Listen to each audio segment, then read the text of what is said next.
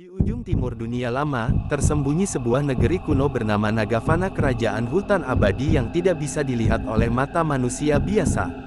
Negeri ini dihuni oleh makhluk siluman yang hidup damai, menjaga batas antara dunia manusia dan dunia gaib. Di antara mereka, yang paling ditakuti dan dihormati adalah keturunan ular naga, para penjaga kebijaksanaan dan penjaga hukum leluhur. Penguasa tertinggi Nagavana memiliki seorang putra bernama Ryujin, pangeran tampan berambut hitam legam dengan mata berwarna perak seperti bulan. Namun dalam darahnya mengalir warisan kuno. Ia adalah siluman ular raksasa yang memiliki kekuatan dahsyat, namun dikekang oleh hukum leluhur. Siluman dilarang mencintai manusia, atau kehancuran akan turun atas dua dunia. Pada suatu musim gugur yang redup, saat kabut turun lebih tebal dari biasanya, Ryujin menyelinap keluar dari istana dan memasuki dunia manusia. Ia menyamar sebagai pemuda biasa dan berjalan ke sebuah desa terpencil bernama Hanamura Asteris, desa yang berada tepat di batas Nagavana. Di sanalah ia bertemu Aika Asteris, seorang gadis desa yang cerdas dan berhati lembut, anak dari tabib tua yang terkenal. Aika gemar menyendiri di hutan untuk mencari tumbuhan obat. Saat itu, seekor ular berbisa menggigitnya. Tubuhnya melemah, dan ia jatuh tak sadarkan diri di semak-semak. Ryujin yang melihat kejadian itu dari balik bayangan pohon, segera mendekat. Dengan kekuatannya, ia menetralisir racun dan mengobati lukanya.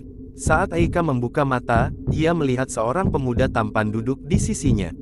"Siapa kau?" tanyanya pelan. Ryujin tersenyum, "Hanya pengembara yang tersesat." Sejak saat itu, mereka sering bertemu. Ryujin menjadi teman dalam keheningan Aika. Dari hanya sekadar sapa, menjadi obrolan panjang, lalu menjadi tawa, rindu, dan cinta yang tumbuh diam-diam seperti bunga liar di celah tebing. Namun, Ryujin tahu cinta ini dilarang. Suatu malam, Ryujin berdiri di tengah danau kecil yang dikelilingi cahaya kunang-kunang. Ia memandangi Aika, dan dalam hati bertanya, apakah cinta ini layak diperjuangkan? Tapi saat Aika menyentuh tangannya dan berkata, "Aku tidak pernah merasa hidup sebelum aku bertemu denganmu," maka ia tahu, hatinya telah memilih jalan yang berbahaya. Beberapa hari kemudian, seorang mata-mata siluman melihat mereka bersama. Laporan pun sampai ke telinga Asteris, Ibu Agung Asteris, pemimpin tertinggi Nagavana yang menjaga hukum leluhur. Lebih besar dari, Ryujin telah melanggar batas. Cintanya pada manusia adalah noda bagi darah kita. Ia harus diadili. Namun sebelum penghakiman dilakukan, Ryujin melakukan hal yang tak pernah dilakukan siluman manapun. Ia mengungkapkan bentuk sejatinya pada Aika. Di dalam hutan suci, di bawah cahaya bulan, tubuh Ryujin berubah menjadi ular naga raksasa bersisik hitam dengan mata perak yang lembut. Aika gemetar, namun ia tidak lari. "Aku tetap mencintaimu," ucapnya. "Karena cintamu membuatku lebih manusia." Tangisan mereka membangkitkan kekuatan kuno. Angin ribut datang. Petir membelah langit. Kabut merah turun dari langit. Dunia siluman dan manusia mulai retak. Ibu Agung datang bersama pasukan siluman.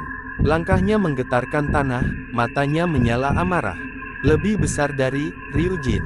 Kau telah mencemari darah kita.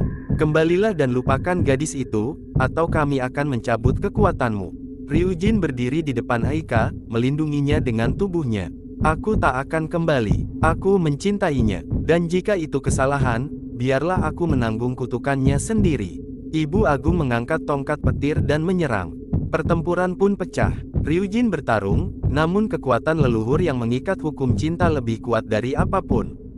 Satu kilat petir mengenai tubuhnya, dan ia mulai membatu perlahan. Aika menangis, memohon, "Ambil nyawaku, jangan dia. Jangan dia." Namun takdir telah ditulis. Dalam hembusan angin terakhirnya, Ryujin berkata pelan, "Lebih besar dari, jika cintaku adalah kutukan, maka biarlah kutukan ini melindungimu selamanya." Tubuh Ryujin membatu menjadi patung ular raksasa yang melingkar, mengelilingi Aika dalam pelukan abadi. Di dalam lingkarannya mengalir mata air dari sisik-sisik peraknya yang membeku. Aika pun memeluk batu itu, menangis hingga tubuhnya lenyap menjadi cahaya. Hanya selembar bunga sakura yang tertinggal di atas batu, bunga yang tidak pernah layu. Berabad-abad telah berlalu, penduduk Hanamura masih menjaga hutan itu. Mereka percaya bahwa mata air di dalam lingkaran ular itu memiliki kekuatan untuk menyembuhkan, karena berasal dari cinta yang murni. Legenda pun diturunkan dari generasi ke generasi, tentang cinta pangeran ular dan gadis manusia, tentang pengorbanan, dan tentang keberanian mencintai walau dunia menolaknya.